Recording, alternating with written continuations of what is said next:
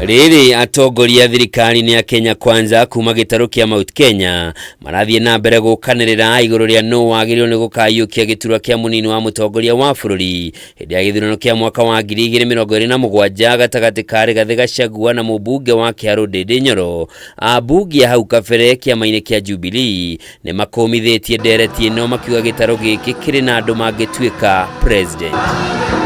Makiaria kanitha-ini wa MJCC mwena wa Limuru county ya KIAMBU matongoretio ni aria mari ambunge Jude NJOMO wa KIAMBU na Peter Mwathi wa Limuru.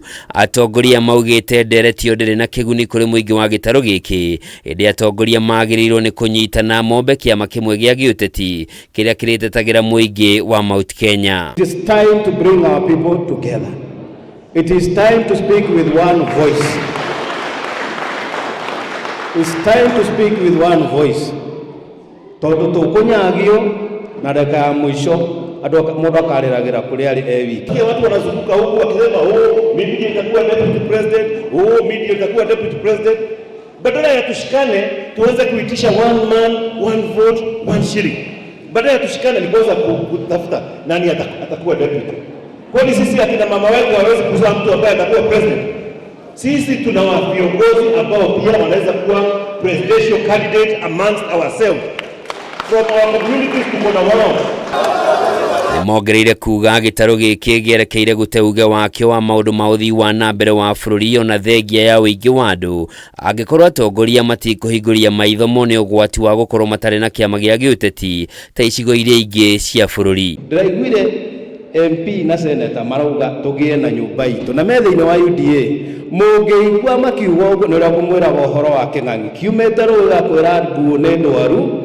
It means kuna shida kule kwa UDA, and we cannot lose vision. Atere ure andu marahoranira gitikia deputy president surely tagikuyu turenda mundu uria gutwira ararugama gitikia president. We cannot take second position. We are the biggest contributors kwa hii economy. Sisi ndo tunalipa taxes zote.